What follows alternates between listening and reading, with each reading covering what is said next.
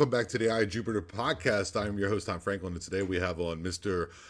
Daniel Benoit.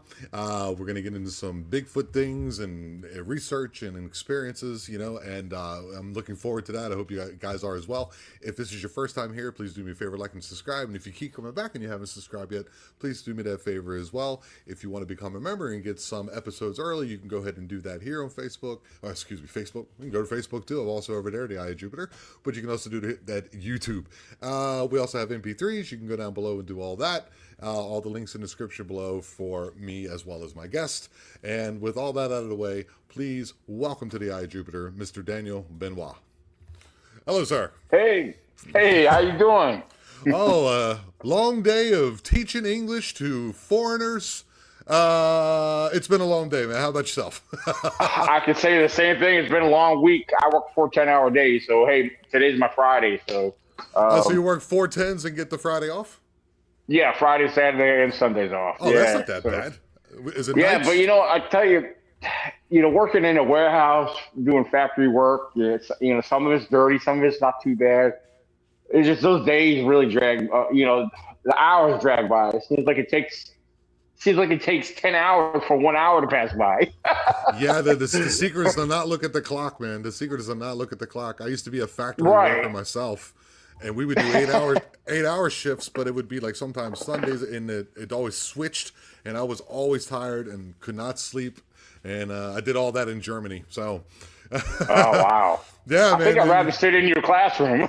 yeah, it is pretty cool. I just sit here, drink my coffee, eat a sandwich, talk, just help people, do better in their careers or for hobbies and interests, retirees, things like that. So it's cool. Oh, for sure. Yeah, bro. So do me a favor, Daniel. Tell me a little bit about yourself and where we can find you, man. Well, where to begin? First of all, I'll give a brief intro. As far as who I am, I'm a wildlife and Bigfoot researcher, which I only put wildlife before Bigfoot, which I'll be glad to get into that a little later. However, I've been involved with research for it's pushing 16 years. I'm going to tell you, it's been very rewarding. And, it's been exciting along the way. And you being a teacher, I'll tell you this, that I love to learn, especially when it comes to things that are mysterious.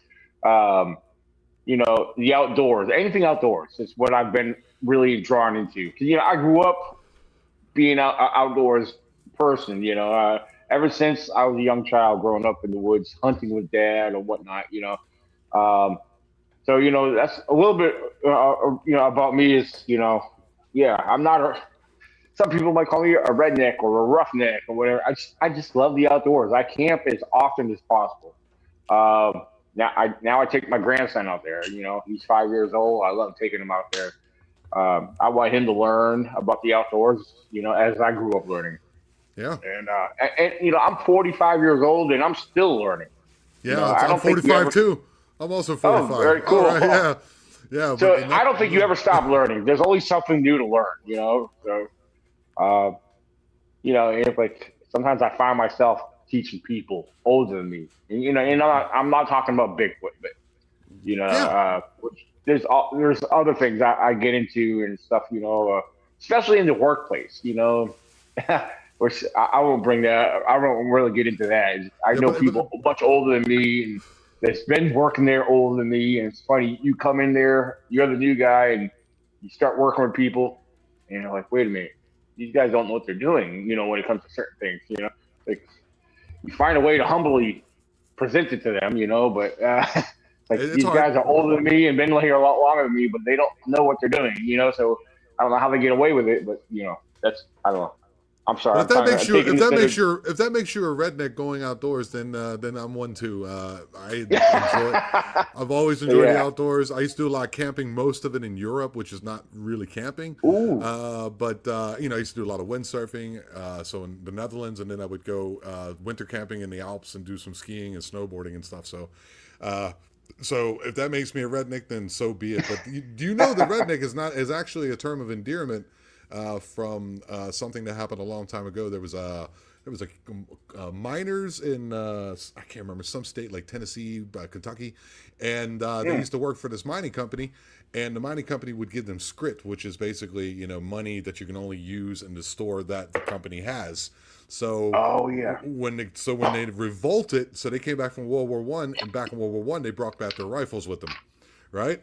So they revolted against them, and they actually stormed up the hill to get to the company leader, and they all wore red like handkerchiefs around their neck so they can differentiate between each other because of the smoke and the fire, and they were called the rednecks. So it's actually a term that they used for freedom fighters.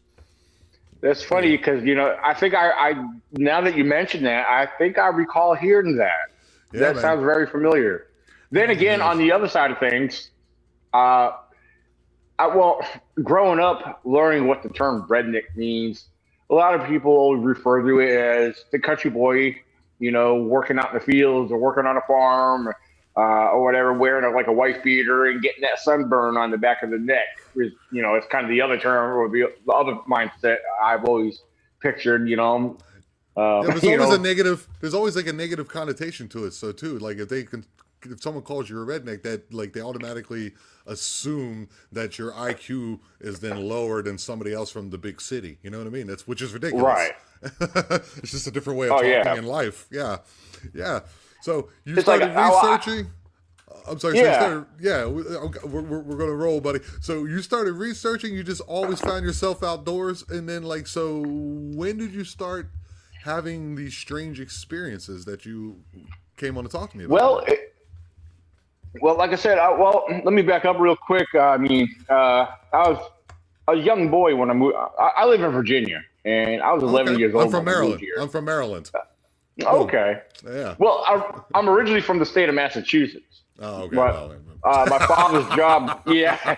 I'm originally from Massachusetts, but I came to Virginia at age 11. Dad's job brought us down here, and you know, I tell you, being from up there at 11 years old, coming down here, you're not in Kansas no more, Toto. You know, you know, per se, you know, it was a different world down here from what I was used to, and but you know, even though I've been out in the woods a lot, I was either playing in the woods, you know, on my own, or Dad would take me out, you know, hunting.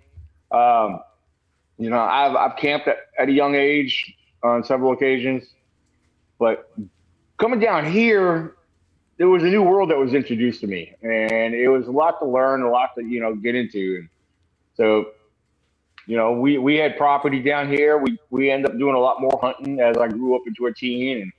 And, you know, I grew up east of the Blue Ridge Mountains, and now I'm on the west side of Blue Ridge. I'm in the Shenandoah Valley here. Shenandoah Valley. Okay. I got you. Yeah. Mm-hmm.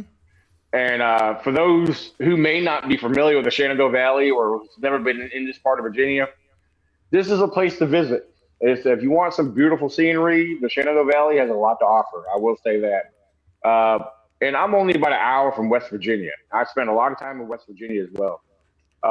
So if you want mountains, you know, we don't have mountains like out in the Rockies or Colorado. Our mountains are a different type of mountains. You know, we have a lot of deep terrain out here, you know, a lot of wilderness. A lot of people underestimate Virginia and the whole East Coast to begin with. I've learned that. It's something I observed over the years, especially getting involved with the whole Bigfoot research. The East Coast is highly underestimated. And, you know, as far as my time getting into this, you know, I'll give you a background on what basically drew me into the whole Bigfoot field. And for a lot of people are familiar with this. And I think a lot of people, what I'm about to bring up, I think that did it for a lot of other people as well. It may not be everybody, but the Roger Patterson and Bob Dylan footage of October 20th of 1967, that footage alone opened up a whole world to, you know, it presented this world to people. Like, what the heck is this? Where did this come from? You know, is this the real deal? You know, until this day, it's debated till this day. There's some people that don't believe in it, but after seeing that footage, you know, it's been presented on social media. It's been presented on documentaries over the years. And when I seen that footage, it just, I don't know, something inside me clicked. I was like, wow, this is like really good stuff. This is awesome. And me being the outdoors person that's familiar with a lot of wildlife, I never thought about, whoa, well, I never seen nothing like this. I never had an experience before seeing this. So it had me out in the field. It made me want to go out a lot more than I have been to start looking for something like this. So that footage alone, like, sparked this like this curiosity. The curiosity grew into a passion.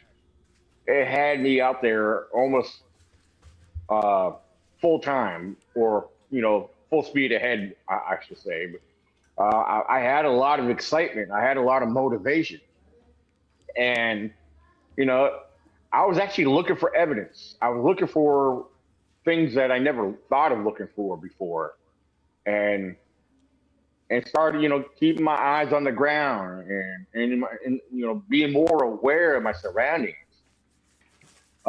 It wasn't long. I actually started finding foot tracks, you know, and the foot tracks alone, like, really, like, pumped me up.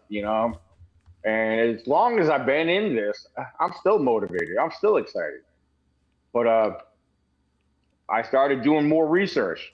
I started researching as much as I can outside of the field. I started reading about different things. I started studying about different things. And one of the big things I saw on social media when I first got involved in social media, I was kind of blown away when I started looking into Bigfoot on social media, that there was all these other people involved. Right. So it was kind of mind blowing. I said, okay, there's a lot of other people that are actually looking into this or researching it. And I started noting all these different theories. There were so many different theories about what Bigfoot is, what he could do. I never jumped on board with any of this, but I took notes. I was like, okay, is there any truth behind this? That's where it led me into further research. I was like, well, if there's any truth behind this, hopefully I can find evidence of that, or witness something, or experience something.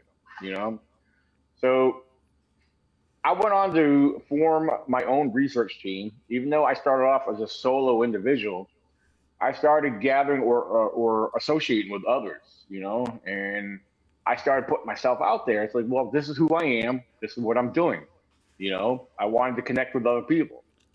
And it wasn't long where I started sharing some of my thoughts, my opinions, my views. And as I continued into this, I started drawing my own conclusions. And of course, my thoughts and my opinions on this was kind of shut down, by some people. Like, I didn't realize there was experts in the field, which to this day there's no experts. But Right. that, Yes. It just, I wanted to know what makes them think this. Did they experience that? Did they witness this? There's so many different things that people say, well, Bigfoot's this and Bigfoot's not that. Well, I looked into it deeper. Does science know about Bigfoot? Has he been proven to exist? I mean, where are they getting their facts from? Or their self-proclaimed facts, I should say. Well, based off of what I've experienced and witnessed over the years and things I started finding, well, if Bigfoot is doing this, these are things that some of the things I'm finding I can contribute to a known species that does exist. For example, primates, non-human primates, chimpanzees, gorillas, and I can go on. Bonobos, orangutans. Right. It made me start looking at them a lot more. Started reading and researching our non-human primates. And I started learning about their behaviors, their characteristics, their diets, their vocals, especially their vocals and why they vocal. And then I started like, wait a minute, if Bigfoot's doing this. I said, so are our non-human primates doing this. Is Bigfoot some kind of primate? the more I looked into it, to me personally, it only made sense, because people saying, no, Bigfoot's not a primate, he's a human. Then that's where I learned, well, people contradict themselves. Do they realize that according to science, humans, we're primates too? Right. We're human primates. Then you have the non-human primates, so it was kind of a difficult thing for me to present, but I did the best I could with what little knowledge I had back then. But even to this day, I mean, the more I look into it, we're still discovering and learning a lot of new things about our primates, our non-human primates. But I will say that the theories of Bigfoot have come a long way. There's a lot of weird things that are presented about Bigfoot, um, and things I can't quite jump on board with. If Bigfoot is interdimensional, does he have abilities? There are things recently have experienced, but the things that I recently experienced, I can't say Bigfoot's responsible because Bigfoot wasn't sight. I didn't see no Bigfoot during these weird experiences I've had. Me and my group, we witnessed seeing, like I talked to you about a few days ago, about seeing strange lights in the woods. Yeah. Some people say that's Bigfoot. I can't say it's Bigfoot. I didn't see a Bigfoot during that whole encounter, but it's something we can't explain. We've had what we would contribute to the paranormal side of things, other things in that area besides the strange light. There's things that we don't understand that's going on over there. And we want to say it's more paranormal, but we're not ready to point fingers quite yet. But I Okay, mean, yeah, the but more I that's think about it, completely I can't hope. understandable. That's completely Yeah, understandable, and what people are experiencing, like you're experiencing your experiences are what define your reality, and some people are experiencing things where, hey, I speak to a ton, and now it's starting to really get up there of Native Americans. There's ones that'll say no, dude, they're just an animal, and then there's two other ones who are that are medicine women from like the last of their their tribe, I guess you would say, or their people, and they're like, oh yeah, definitely they're this. Or there's people who've had mind speak and they go, yeah, they told me that we're not from here. And then some people go, oh, that's BS. So like your experiences inform what your opinion is. So I think it's important that we, like always, stay open to the possibility, but don't jump to any conclusions. right. Exactly. I mean, yeah. I mean, like I told people, I used to be a little bit more closed minded for a long time, but because of what we've experienced, and again, we can't contribute what we have experienced to Bigfoot, but it's opened me up a lot more to a different side of things, a different reality that's going on here. And, Mm-hmm. you know, now to back up before all this, for all the recent stuff, back in 2014, I was with a different group and we had a Bigfoot experience. We've had, Okay. well, we didn't realize it started off as a Bigfoot experience. We didn't know it was a Bigfoot, or Bigfoot or feet, because it was Yeah, more. whatever It the started off plural with is. only seeing one. Yeah. So what we experienced during a group night hike, we were actually. This was around midnight, and I've told this story so many times. I'll kind of cut through some of it, Sure. but we were doing our one of our back. It was May 3rd of 2014. It was during the week that we were doing one of our group campouts, and we did a night hike. Well, in the area we were in, we had gone down to the lake, spent some time down around there, and it was getting late. So we regrouped and hey, it's late. Let's get back to camp. So our mission was to get back to the camp. We had almost a mile hike back to the camp from the Okay. lake that we were at. Well, while we were walking back out, headed back out to the main forest road, we're walking a single file line. We all have our headlamps on, and we're walking up the forest road, and you know, and we're talking at normal tone. We're not trying to keep quiet. We're just marching, hiking, walking back to camp. And what was interesting was right out in front of us, about 10 feet away, here was this deer. We see the eye shine of a deer. It's walking right towards us. Then it Whoa. turns off nonchalantly and walks off. I was like, whoa, cool. That deer was awful close to us, you know? It was like 10. I mean, I was in front of everybody. Everybody else was kind of trailing behind in a single file line. And yeah, I was like, yeah, guys, look, there's a deer right there. It walked off. Of course, it's so dark, it disappeared fairly quick, you know. Anyway, so after seeing the deer, it wasn't long after we walked up past where the deer turned off. Over on the other side of the road that we were walking on, something catches my attention, and I stop, and I'm looking at what looks like some kind of reflection. I was like, what the heck is that? Now, I mind you, in the national forest, in random locations, there's these little tiny metal signs, and they're in random parts of the national forest. And usually, what these particular signs say is no vehicles beyond this point. Okay. And that's what I thought I was looking at. I was like, that's a weird place for one of those signs to be, because it's all woods, all trees all over there. And I'm staring at it, and all of a sudden, it became more into focus. It actually blinked, and that's when I realized it was a set of eyes. My buddy Tracy was the next one behind me. I said, Tracy, what the heck is that? And because it was kind of sitting a little low off the edge of the road. And I don't know why, it was the first thought that popped in my head after I got his attention. I said, is that a freaking mountain lion? Because they've been spotted and known to be out in the area before, But that makes sense, though. That makes sense. Yeah. You're trying to conceptualize what you're seeing. That makes sense. Right.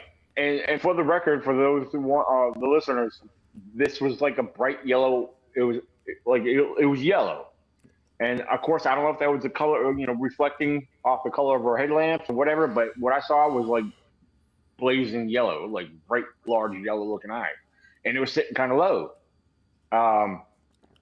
Sometimes I learned later on that sometimes eye shine or eye reflection is based off depends on the type of color or the type of light that you use. And, but we all experienced the same colors, because Tracy was the first one to see the eye shine with me. And like I said, mountain lion was the first thought that came to my mind. And all of a sudden, we're both staring at it, and we see it kind of zip off, disappeared. Like, what the heck was that? And Tracy got the attention of the rest of the group. Guys, get up here. We got some eye shine up here. So we walk up a little bit and get in a position where we saw the eye shine. We're standing there in a group right there on the road, and we're looking down through the woods. It's real thick. There's trees, there's bushes. Probably between 30 to 40 feet out, we pick up the eye shine again. And now we realize it's like, well, we're standing on the higher ground. It's sloped down several feet and then leveled back out. So we're definitely looking down at it. And we're looking at it, and this set of eye shine, you could tell it was still small, whatever it was. We estimated maybe around 4 feet tall. Okay. But what was interesting about this eye shine, you could see it swaying side to side. Now, we didn't pick up no silhouette, no shapes, or nothing. We couldn't make out no details, nothing but the eye shine. It was really dark. It was after midnight. And again, it was swaying side to side pretty swiftly. What the heck are we looking at here? This ain't making no sense. But it was exciting. It was interesting, because sometimes things that are a mystery or unknown to you is always exciting. Right. So again, we're looking at this, and I tell you, it wasn't even maybe a minute or two later. Not even that. Maybe I lost track of how long it took to see everything, but about 5 to 6 feet to the right of this one, another one appeared. Same color eye shine, but it was actually about 2 feet taller than the small one. So we're looking at, now keep in mind, we estimated the small one to be around 4 feet. This one was probably about 2 feet taller. Mm-hmm. And it didn't express any movement, but you can see the eye shine. It would blink on occasion. So now we have a 4-foot subject and a 2-foot subject. And I go on to call them subjects because we don't know what we're looking at here. Oh, you mean a 4 and a 6, right? Yes. Okay. And it's interesting because the small one stayed swaying. And again, the second one was occasionally blinking his eyes. You can see the eyes close and open. So we're looking at this, and I'm observing, and we all saw a couple of us had some bright headlamps on. And what didn't make sense is, why aren't we picking up details? Why aren't we seeing what we're looking at here? Just, the eye shine Maybe I don't know. It just I didn't understand that. So I'm scanning the area while this is going on with the two that are there. I'm kind of Could looking you around. Daniel? Could you estimate how far away this was from you? From where we were standing, it was roughly between 30 and 40 feet out. Okay, that's So, not that far. Okay. and like I said, we're on the higher ground. We're kind of looking out, looking down, but out, like it could have been more, but 30 to 40 feet. I'm usually pretty good in, on estimating distance on the most part. So yeah, even this day, because I've gone back there several times, and and did other estimates with people, Okay. and yeah. So it's about 30 to 40 feet out. Um, so I personally, I'm looking through the area, and I mind you, like I said, there was some thick bushes in the area, and I'm looking across, I'm scanning the area, and I just so happen to look down low enough, and I noticed a third set of eye shine. But the third set of eye shine looked like it was, to me, it looked like it was down on the ground itself. Like, what the heck is that? And all of a sudden, I noticed his eye shine. I stayed like, while I'm staring at it, I think I said something about, I didn't really point it out, but I was like, there's another set of eye shine. I don't know. I may have, I don't remember, but I'm staring at it. And all of a sudden, this third set of eye shine started moving. It started like raising up. And Okay. like it was as if it was either laying down on the ground or crouched down real low, but it started raising up, and it kept going up and up and up. And when it stopped over top of the bushes were kind of fairly tall from the distance I was looking at them. And all of a sudden, this third set of eye shine, by the time it stopped, it was towering another 2 feet over top of the 6 foot one. Wow. I was like, what the heck? You know? And then others started noticing it like I did. My buddy Tracy, now, after seeing all three, and again I'll remind you that small one was still swaying side to side. But after looking at the third one, we see how tall it was compared to the others. And Tracy was the first one to say something. He said, guys, we got squatches. Now, I Mm. don't know if he was just saying that because based on the height that we were seeing all of them, I don't know. I didn't see nothing that said squatches. I wasn't even thinking about Bigfoot or Sasquatch, whatever. But I was like, well, I heard him say this. I was like, if that's what these are, I need something more. I need to see something. I needed some kind of evidence that, to really suggest that. Mm. Well, that tall one, this is where it got interesting because that tall one, after observing that one there caught my attention. Even though glancing back every now and then, looking at the others, that tall one kept my focus. And at one point, it appeared to have turned to its left and had possibly taken a step or two and then turned back. During that maneuver, and I'm I'm only guessing or assuming it had been the angle and the way our lights were hitting it made out a very wide, huge silhouette. And when I say that, I'm talking about I saw a very wide shape of shoulders, very wide, broad shoulders, and a round head on top. And that to me is like, that's not a bear. Right. Right. And I wasn't even thinking about a bear either. But when I saw broad shoulders and a big round head on top of those shoulders, that's when it confirmed, like, okay, that thing's around 8 feet tall and it's got very wide, broad shoulders and a big round head. To me, that convinced me, okay, what else? These can't be anything other than Sasquatch, Bigfoot. Uh, I was kind of convinced. I mean, there's nothing else that will say what other species could these be. It wouldn't add Right. up to any other species that it's known, you know? And it wasn't long, not long after seeing that, all three of them all turned off. And it seemed like they all turned off, walked away, and disappeared even more. And then we backed up and we continued to walk up the forest road.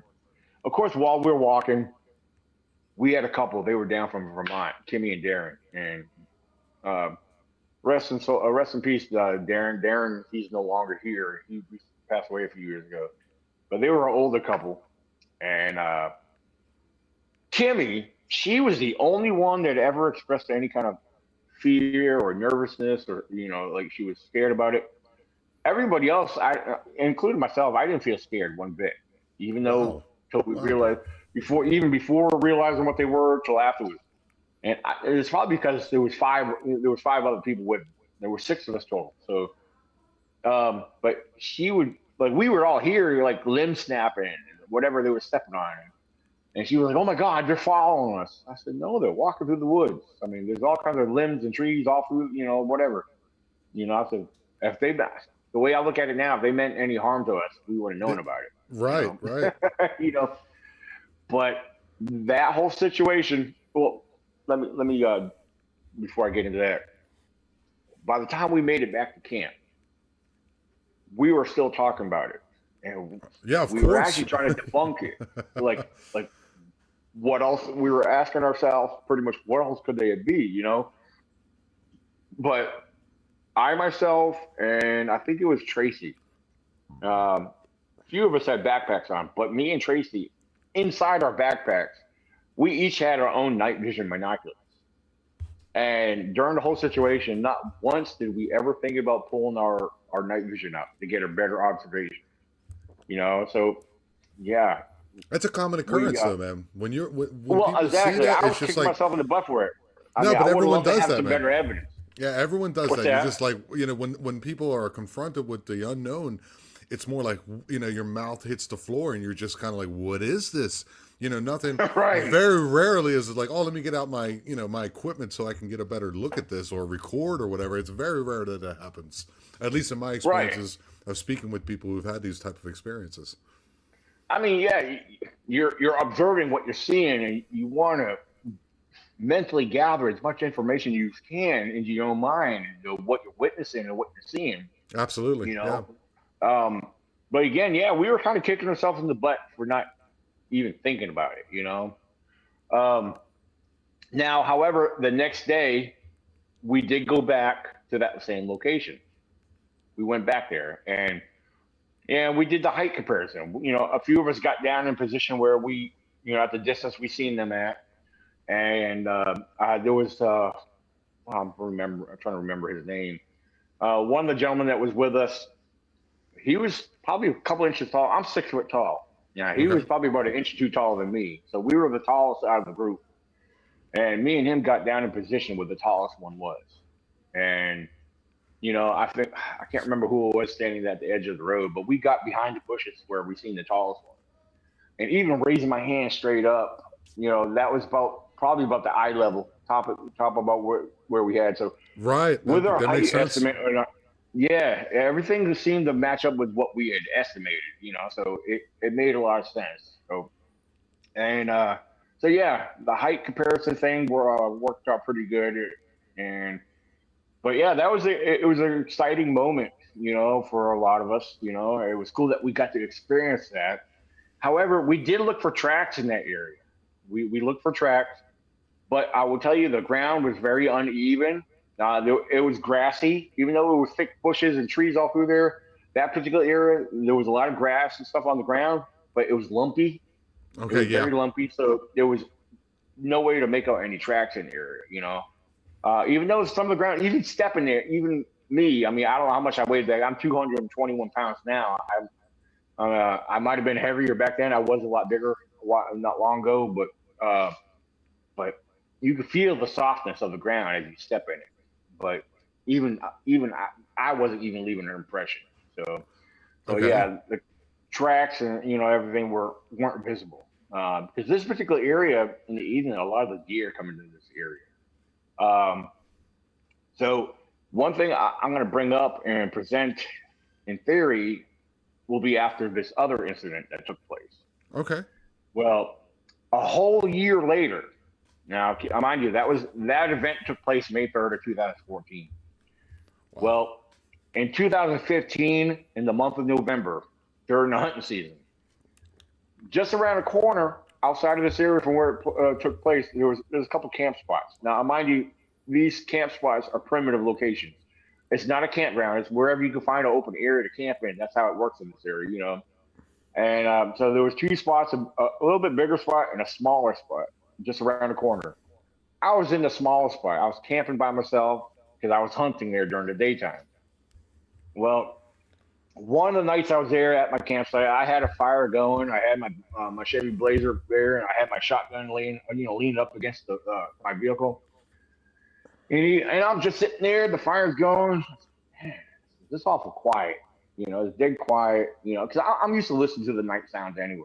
Yeah, But man. I wasn't hearing nothing. It was just so quiet. And I was so wide awake, I wasn't sleepy yet. Like I was kind of getting bored just sitting there around my tent was nearby, fire going. And so what do I do? I said, I'm gonna get up and walk out into the middle of the forest road. I grab my spotlight. Now I never turned it on, but I walk out into the middle of the forest road in total darkness. And I do this on some rare occasions when I camp by myself. I don't know what it is, why I do it, but I just kind of like to listen and observe you know, the woods around nighttime. And I walk out into the middle road, and again, nobody else is camping nearby. There's no other campers or hunters in the area. Even though during the hunting season, usually in that area, there's a lot of people that camp out there for the hunting season. And again, I was standing in the middle of the forest road in total darkness, just kind of listening. Even though there's no lights, I'm looking around, seeing, just looking around, and dead quiet, not hearing a thing. So I decided to take my spotlight and I start, like I'm in the middle of the forest road. The tree line across from me is about 20 feet away. And I pull the trigger on my spotlight. And the first thing I hear right away is a four-legged creature. I kicked up a deer. I was like, oh, I spooked up a deer. A deer was just inside the bushes over there. Mm-hmm. I was like, oh, cool, okay. Then I start panning my spotlight from my left, and I started scanning it over to my right. And when I hit around the 1 and 2 o'clock position, I'd stop because all of a sudden, what I heard next, just inside that tree line, was something very large and very heavy, and without doubt, it was on 2 feet. Because what I heard next was footsteps. Every step it took had a crunch and a thump behind it. And when I heard that, I'm going to tell you, my heart started thumping real hard, and I felt like it was coming up in my throat. I was like, what the hell was it? I started backing up while the spotlight's still pointing in that direction. And with my opposite hand, I'm reaching down to my belt loop because my key's hanging there, making sure my vehicle's unlocked, hitting the key Yeah, the fob. button. Yeah. Yeah, and I'm backing up, looking behind me, make sure I'm not going to walk into the ditch by my, the entrance of my, camp. And I started walking back. And by the time I got back into camp, I asked, after throwing a log or two in the fire, I was like, I actually instantly just calmed right back down, Oh, because wow. I was standing there and thinking about what I just heard. And I was like, whatever that was, if it meant any harm to me, it would have came out. It had every chance and opportunity to come sack me like a football player, Right. But what I heard, every step was heavy and crunching and thumping whatever it stepped on. I heard those footsteps, probably for maybe 10 seconds, It was heavy enough to hear whatever it was. And, I'm just thinking that, again, I've had a lot of experiences with bears, some close, some distant. I know what a bear sounds like. A bear is because of the padding on their feet, Yeah. unless they're right next to you, you're not going to hear them like that. This was girthy. Had heavy weight on it, and it was bipedal, and it shook me. It really did. It shook me. But again, I calmed right back down, and again, I came to the realization it didn't mean no harm to me. If it was something dangerous, I think it could have came out after me. Now, after this situation, it got me thinking. I started thinking back to 2014, Right. just prior to our experience in 2014 and this experience in 2015, there was a deer present prior to having that experience. One of the things I questioned to this day was, did we interrupt something? Yeah. Yeah, dude. In theory that Bigfoot feeds off a deer. Did we interrupt the hunt? Because I don't know, I keep asking myself that. I mean, I believe that's a possibility. I mean, I can't prove that, but there was deer present prior to both situations. So, I wonder. I say, maybe I did. I mean, I've been in those same woods for years, and I have found numerous deer kills and remains of a full deer, the carcass and this whole skeletal remains on numerous occasions. Now, yes, there's a lot of coyotes in the area. I know coyotes will hunt and run down deer. I've seen coyote kills that were pretty obvious. But sometimes I wonder, would some of these deer kill something else? Or then again, some of them, some like three of the deer kills I came across, the snouts were ripped out. That's I'm interesting. always wondering what the heck does that. Some people say that's the work of a mountain lion. Maybe, but mountain lions, from my understanding, always go towards the neck. I mean, the throat or the back of the neck. I don't know. So what's grabbing them by the snout and ripping the snouts off? Um, so that's kind of been mysterious. I've been kind of looking and researching that for a long time. Um, but yeah, that was back Yeah, in man. again 2014 and 15. Yeah, It was yeah, it's a lot. interesting.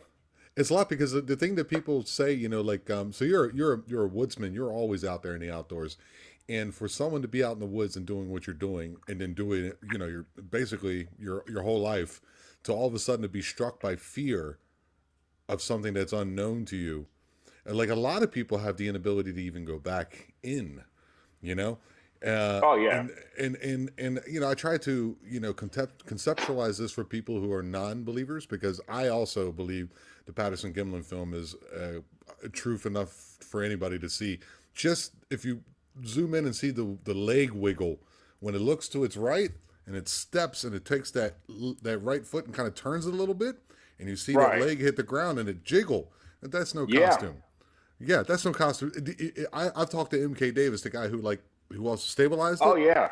Yeah, I've spoken to him on multiple occasions. Is pretty well good acquaintance of mine, and he actually showed me the braid. There's a braid in the hair. If you look, it's braided. There's a braid, a 6-inch braid. It's huge, right over top Oh. the right or left eye.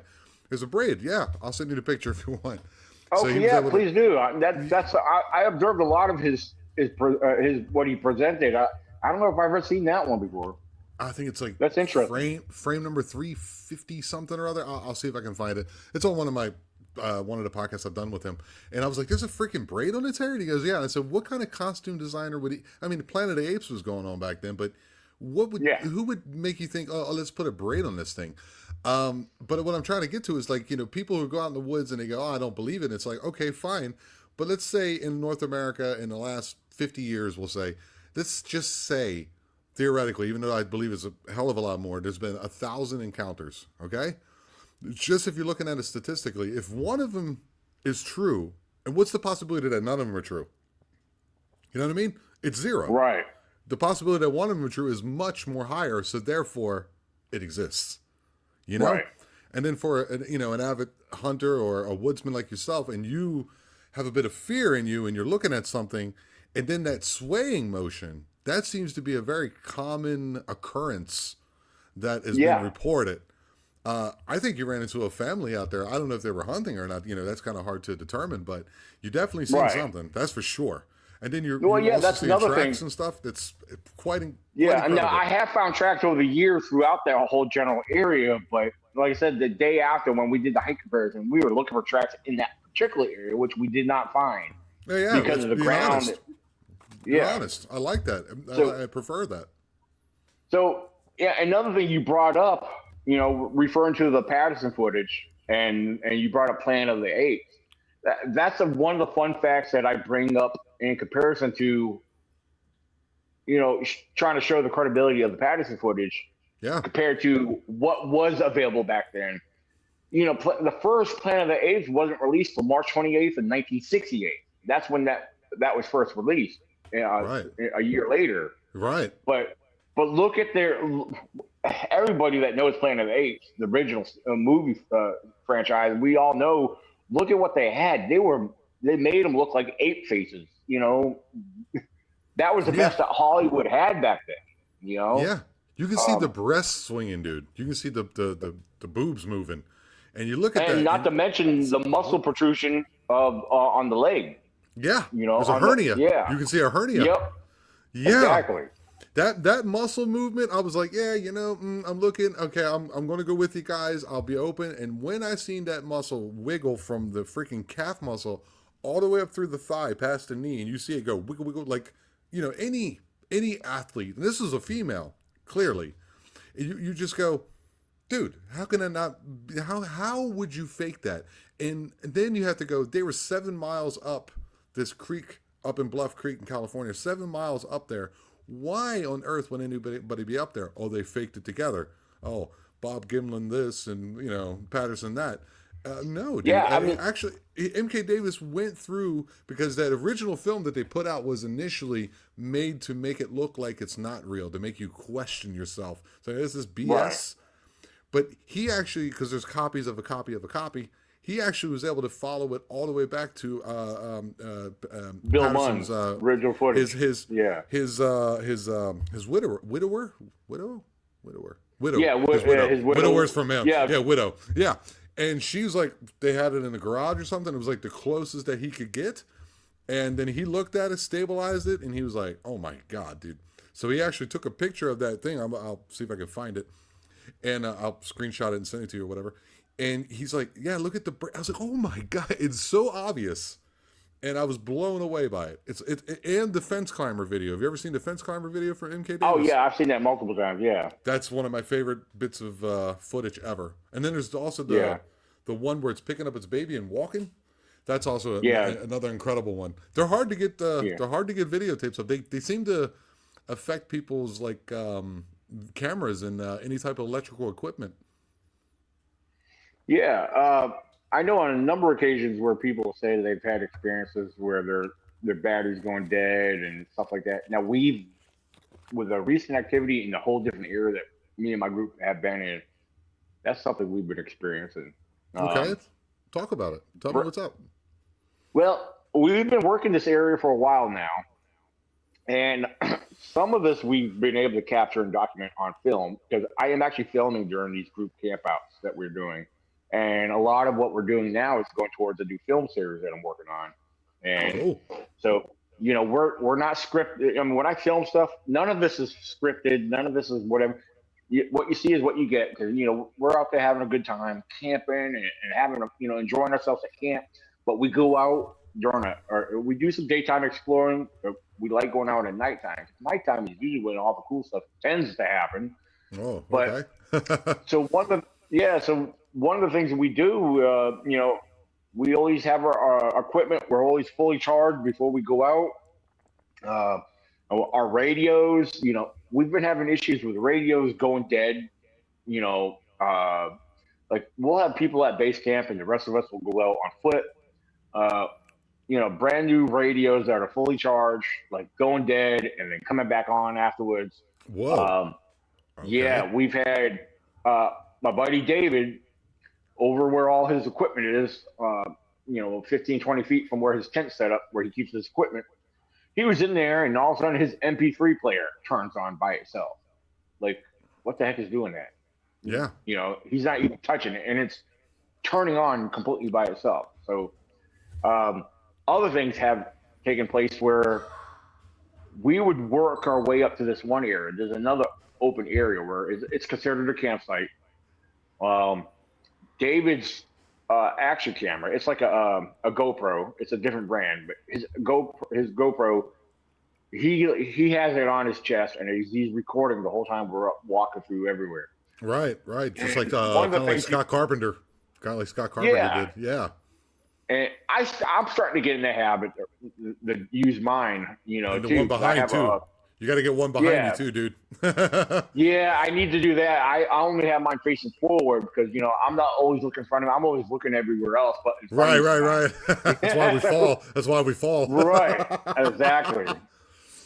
Well, one of the things, it was probably, it was the next day after we got, we had got back to camp, and Dave is going through his video footage and everything, and he calls us in there. He wants us to listen to what his audio picked up. And we don't know if it's an interference or not. Well, we get into detail. He explains it, and we have a couple of others that are familiar with those type of sounds. Try to explain what it could be, but it doesn't add up. But he picks up this weird static buzz sound. Like, what the heck is that? And it was the oddest thing because it wasn't until we got up into this particular area. Now, it's just a weird sound.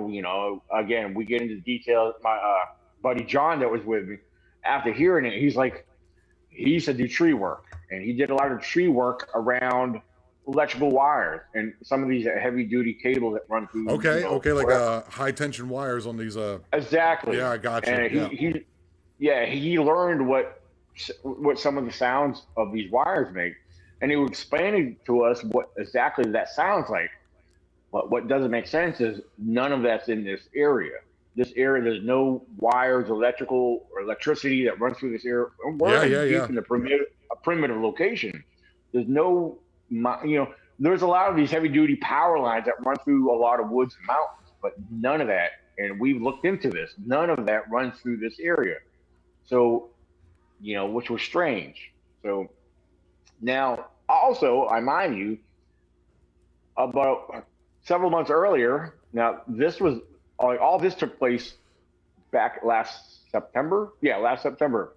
But jumping way back to May, in the month of May is when we seen that strange ball of light. The best way to describe that ball of light is your background cover. Look at the moon. It was a round ball of light, just like that. Okay. And it didn't project nothing around it, nor did it. It didn't project nothing like a spotlight or a flashlight, or nor did it illuminate nothing around it. It was just a round ball of light. Now, David, he was just a few feet up in front of me. He's the first one that pointed out. He said, Daniel, there's a light over in the woods. And I walked over. I said, what the heck? I seen it for a good few seconds or so. Then all of a sudden, it just went away. Oh, yeah. I pulled up my thermal and thinking maybe somebody's over there in the woods. I poked in my thermal, started looking through there. There's nothing over there. Nobody over there. Dave was like, stay right there. He walked up. He went quite a ways. He walked in pure darkness without a light on and pulled out his thermal, started looking and scanning the area from a different angle. He never picked nothing up either. But we stayed there. I stayed observing it. Like maybe somebody's hiding over there or something. It's like, just messing with you guys and shit. Yeah, man. Right, but it was all thick. It was really thick in there. Like, what the heck? Where'd that light come from? I haven't seen a ball of light, but in my cabin, I own 10 acres of woods here in the Yucatan Peninsula in the jungle here in Mexico. And nice. I've seen, yeah, dude, crazy. I had COVID, bro. You ain't going to put me into my house ever again. That's why I moved from Germany, bro. I came down here. And people go, oh, you're not going to do that. Yeah, I pulled up stakes and bounced. And I was like, no, liberty is very important to me. Former U.S. Army soldier, I'm out of here. And so right. It happened to me twice. One time it was above my daughter's hammock in this like fenced in, not fenced in, but we got a screening up for mosquitoes because it's really bad here. There's like 5 different species here floating around that I've seen myself amongst jaguars and snakes and scorpions and all that shit. And you just see this light, and it's like it's not a ball of light, but it's like projected on this metal, like this corrugated roof ceiling, and it's like someone shone a light through a fish tank, so it's like bluish and white with the ripples in it, kind of like that, and then it's like kind of moving a little bit, and then I go to see where like someone's in my, shining a fucking flashlight, and I look down to see where the source, maybe my daughter had a flashlight and she went to the bathroom, I don't know, and I look, and I don't see any source. I look back up, it's gone. Happened to me again about a week later on the wall next to me, and I seen that, and then I looked again just after I had to take a snake out because he was in there eating ants and shit, but I didn't know if he was poisonous or not, so I had to take care of that. And wow. Yeah, seriously, bro. I lay back in the hammock, then I'm hearing voices behind me in the woods. Yeah, dude. Wow. Yeah, dude. This place is spooky, bro. People go, oh yeah, the Yucatan is wild. So it is a weird occurrence when you're in the middle of nowhere. I mean, the only thing I got out there is I got some solar power, and the only thing that does is in the nighttime is run like the freezers and shit. A couple lights. That's it. And so I'm like, what the hell is that? And then I've talked to people, and they have there's some weird things down here, like some there's a thing called Aleutians down here, which is like these little elementals that the Mayans. This is Mayan country. They kind of called Yeah, I into believe I've heard of that existence. before. Yeah, to like protect the Yeah. corn and stuff here, to protect their property against other Mayan nations and stuff, because they're like city states. And so they throw rocks, which I've had happen to me before, and they're like kind of mischievous. So it is. I'm just trying to like connect with you and show you to tell you like I haven't seen an orb, but I have seen lights. And when you're in the woods and you see something like that, it is very odd. Yeah.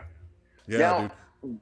we don't know if we want to call this an orb because I mean it was stationary. It wasn't moving like a lot of other people describe when they see an orb, they see it floating and moving. But it was This spherical. was very stationary. Like it was dead still. It never moved. Like I said, when it just I don't know. I'm trying to think of the best way to describe the way it just went out. It's like it was as if it was a light and somebody just turned the off switch on. Right. It's kind of yeah. Yeah, exactly. Now, David probably could give a little bit better details on some of the information. He's real good about that. And that's because his observations and the way he describes knows how to give details. I guess that comes from his military. He's retired from the Army and also law enforcement. So shout out to him. Yeah. So before I get you up out of here. Is there anything else you want to share? Could you tell me a little bit about your research organization, where we can find you? Yeah, I mean, I'm not hard to find at all. I mean, I'm all over social media. I have a main Facebook group on Facebook. It's the ECBRO. We are the East Coast Bigfoot Researchers Organization. Again, we're on Facebook. I had a website. I recently closed the website because I can't afford to keep it up right now. So besides that, I do have a YouTube channel. I try to keep that very active. I have a lot of I do a lot of eyewitness interviews right now, which you can find that on my YouTube channel, Bigfoot Zone, ECBRO. One of the things to be on the lookout for future reference, the independent film series that we're doing. It's a Bigfoot documentary series of our research and any kind of experiences we may have. We document it to the best of our ability. It's unscripted. The first one is called Bigfoot Explorers. Okay. That will be streaming. So I even have a few of them on my YouTube channel because we're waiting for the streaming services to finally get them up and going. They will be streaming on a streaming network. Another one I just started. There's 2 episodes I have filmed, and I already submitted it to my film distribution guy. Eventually, that will be on a streaming service. That's going to be called Gone Rogue: Bigfoot Adventures with Daniel Benoit. So all right, man. that's just strictly me. So yeah, just do me a favor. I haven't put them on. Yeah, give me all those. You need to give me all those links, dude, so I can post them in the bottom of the video. I haven't gotten them for from sure. Yeah. That way I can put them in there where the people are interested. Go, let's see what he's about. Click, and then you get the. Oh yeah. Now, Gone Rogue, I haven't put them on Facebook on YouTube. I'm leaving them alone. The only reason I put the other episodes of Bigfoot Explorers on YouTube is because that was actually supposed to start streaming in October, and something messed up with the streaming network. So I was like, you know what? I've been promoting the heck out of it. I'm gonna just put it on my YouTube channel and let them go from there. But the other things you'll find on my YouTube channel is you'll see, I have podcasts of my own with me and my group, but I also have been uploading my one-on-one interviews with eyewitnesses here in Virginia. I got a gentleman up in Pennsylvania I have yet to meet up with, and 2 others here in Virginia. There's more coming. So there's be on the lookout for that. But again, check out the interviews and eyewitness accounts on my YouTube channel. Bigfoot Zone, ECBRO. But again, I'm not hard to find. If you look me up, or even do a Google search with my name, Daniel Benoit, ECBRO, or look up Daniel Benoit and Bigfoot. I mean, there you go. You'll find something about me on there. so Benoit is, for the audio listeners out there, is Benoit. I appreciate you coming on. I appreciate you coming on tonight and speaking with me, man. I really enjoyed it. Absolutely. And if you ever want me on again, there's a lot more I can get into. Maybe we'll do. I like to set you up with a live, man. We'll do a live maybe next month-ish. It's normally on Fridays. Would you be into that? Like Friday evenings? Oh yeah, Fridays would be best because I'm off on Fridays and weekends. So that's perfect. That's perfect. 6:45 in the Eastern, and we have people come on and talk to you. And then what I normally do is I'll have this video will be in the end of this month, somewhere at the beginning of next month, and then maybe a week or two after. That way people can kind of digest what you're talking about today. And then when you come on, they can have questions ready for you. You just go ahead and field a couple of those, and we just talk. It's quite fun, actually. And if you're okay, would you be okay if like me and if I bring in my buddy David, him and his wife? Absolutely. Oh, of course. Like you would only have to send them one link. They sit in together on their. Yeah. Like I said, David is great on details, and he knows. He could explain a lot more than I can. He's good at it. That's perfectly fine. I'll give you the link, and you just go ahead and give it to David and his wife, and then you guys. Then I can have 3 screens up, and we can bounce it around. I'll go ahead and send you a couple dates, and we'll set it up, man. Okay, yeah, excellent, yeah. Because as long as they know in advance, because they used to love jumping on mine. I told them they know I've been taking a break on mine, so you know. It's quite a lot of work, but people don't realize all this podcasting stuff. But we're doing our very best. Well, working, you know, I'm always exhausted, and plus I've been taking advantage of any free time I do get. If it's not with my grandson, I'm out filming out in the woods, gathering content, you know. So doing that American thing, man. I really appreciate it, man. Thank you for coming on, dude. I appreciate it. Hey, thank you for having me. This has been awesome. I really enjoyed this. Same here, buddy. So remember, guys, we are the Eye, we are aware, and I love you all.